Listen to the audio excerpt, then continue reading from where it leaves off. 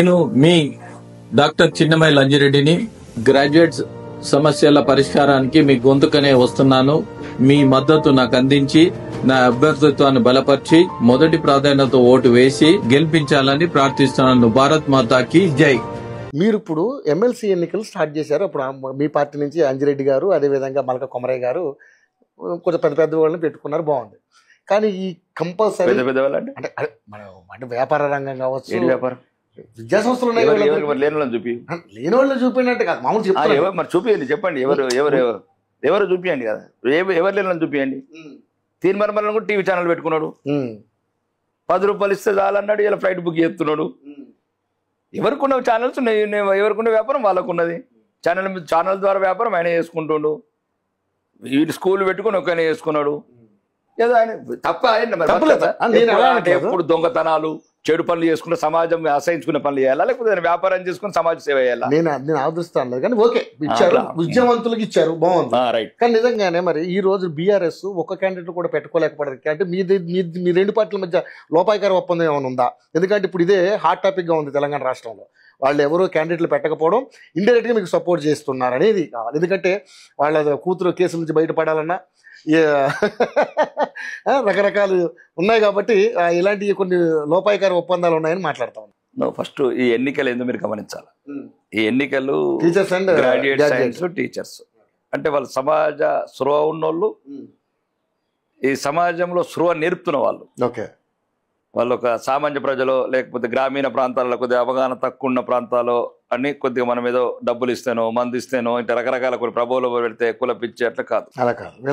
ఇప్పుడు వీళ్ళంతా ఎడ్యుకేటెడ్, ఇవన్నీ గమనించిన వాళ్ళు. ఈరోజు సామాన్యులే జేజేలు వలుకుతున్న భారతీయ జనతా పార్టీకి, మేధావులు వలుకుతున్న ఢిల్లీలో వలుకుతున్న భారతీయ జనతా పార్టీకి, మహారాష్ట్ర లాంటి మారుమూల పల్లెలల్లో జై శ్రీరామ్ అంటున్నాం, జై బీజేపీ అంటున్నాం. ప్రజలు సామాన్యులు, అతి సామాన్యులు అందరు కలిపి ఒక భారతీయ జనతా పార్టీ ఎందుకు ఉండాలనుకుంటున్నారు? కొద్దిగా మచ్చ లేదు, అభివృద్ధి ఒకవైపు, మలినం లేని పార్టీ, ఒక మంచి నాయకుడు ఉన్నాడు. ఈరోజు భారతీయ జనతా పార్టీ 19-20 రాష్ట్రాలలో అధికారంలో ఉంది, అన్ని రంగాలలో అభివృద్ధి చేస్తున్నది. దేశాన్ని అన్నిటికీ శాంతి భద్రతలు ఎక్కడ మతకాలలో లేవు, భద్రత ఇవన్నీ గమనిస్తానండి చదువుకున్న వాళ్ళు.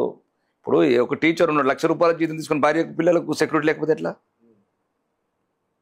గోకుల్ చాట్లో పోయి రేపు పిల్లలు బాంబ్ బ్లాస్టింగ్లో చనిపోతే ఎట్లా? దిల్సుఖ్నగర్ బస్ డిపోలో చనిపోతే ఎట్లా? వాళ్ళు ఆలోచించారు. వాళ్ళు మామూలు ప్రజలు ఇంత ఆలోచిస్తుంటే ఒక టీచర్లు, మేధావులు, గ్రాడ్యుయేట్స్ ఈరోజు రాష్ట్రంలో కూడా ఎందుకు అయితే ఎందుకు అవుతలేవు? ఎక్కడెక్కడ అంచినామో అక్కడ అంచినాం, ఎక్కడ దగ్గర ఇన్నర్ సెక్యూరిటీ ఉందో ఇన్నర్ సెక్యూరిటీ, ఆల్ డిపార్ట్మెంట్స్ అందరినీ హీరోలం పెట్టినాం మొత్తం. ఎందుకు అవుతలేవండి? ప్లాటింగ్లు, బ్లీచింగ్లు, గోకుల్ చాట్లు, లేకపోతే లుంబిని పార్కులు, లేకపోతే దిల్సుఖ్నగర్ బస్ డిపోలు, ఎక్కడ చూసినా కత్తిపోట్లు, మత కొల్లాలు, కర్ఫ్యూలు, వాటి ఎందుకు లేవు దేశంలో? ఇది ఆలోచించాలి. కానీ బాంబ్ బ్లాస్ట్లు లేకపోవచ్చేమో, కానీ నేర ప్రవృత్తి అయితే బాగా పెరిగింది కదా తెలంగాణ. నేర ప్రవృత్తి అనేది ఒకటండి, నేర ప్రవృత్తి పెరిగిందని చెప్పేసి అంటా ఉన్నారు. క్రైమ్ రేట్ పెరిగింది, పరిపాలన అదే కదా, క్రైమ్ రేట్ అదే చెప్తున్నాం. ఇక్కడ పరిపాలన దక్షత లేని వ్యక్తులు ప్రభుత్వంలో ఉన్నారు. వాళ్ళకి ఢిల్లీకి సంచులు మూటలు మోయడం తప్ప ఇక్కడ పరిపాలన మీద పట్టు లేదు కాబట్టి పెరుగుతున్నది. భారతీయ జనతా పార్టీ పెంచమని చూద్దాం. సరే, ఇప్పుడు బీఆర్ఎస్ కి మీకు లోకపాయకార ఒప్పందం మాకేం లోపేగా ఉంటుంది? మునిగిపోయిన పడవ దాన్ని ఎవడుకుంటున్నాడు? మునిగిపోయిన పడవ అసలు ఉన్నాడు ప్రతిపక్ష నాయకుడు. మరి ఆయన ఫామ్ హౌస్ నుంచి బయటకు వచ్చి మనకు కొడితే దెబ్బ మామూలు కూడా అంటున్నాడు కదా సార్. అప్పుడు ఏ మూడ్లో అన్నాడు ఆయన? అప్పుడు ఆవిడ ఏదో ఏ మైకంలో ఉన్నాడో, ఏం మాట్లాడిండో, ఒక్కోసారి ఏం మాట్లాడుతాడో ఆయనకి తెలియదు. 14 నెలలు 15 నెలలు అవుతుంది, 15 నెలలు అవుతుంది. అసలు ఇక్కడ తెలంగాణలో పేద ప్రజలు, అవసరం ప్రజలు ఉన్నారా? వాళ్ళకి ఏమైనా సమస్యలు ఉన్నాయా? మహిళలకు ఏమైనా సమస్యలు ఉందా? లేకపోతే సామాన్య రైతులకు ఏమైనా ఉన్నాయా? స్టూడెంట్ ఎప్పుడైనా వచ్చిండా బయటికి? మూసీ బాధితులు కావచ్చు, హైదరాబాద్లు కావచ్చు, లడ్చర్ల సంఘటన కావచ్చు, స్టూడెంట్స్ గ్రూప్ 1 మీద ఎగ్జామ్స్ ధర్నాలు చేసినప్పుడు కావచ్చు, ఉద్యమాలు చేసినప్పుడు ఎప్పుడైనా కనబడ్డా ప్రతిపక్ష నాయకుడు? చెప్పండి మీరు.